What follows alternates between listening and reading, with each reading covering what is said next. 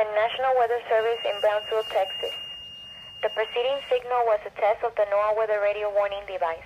During potentially dangerous weather situations, especially built receivers can be automatically activated by this signal to warn of the impending hazard.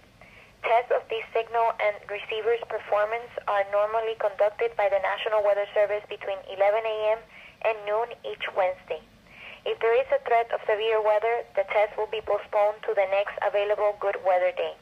Reception of this broadcast, and especially the warning alarm, will vary at any given location. This variability, normally more noticeable at greater distances from the transmitter, can occur even though you are using a good quality receiver in good working order.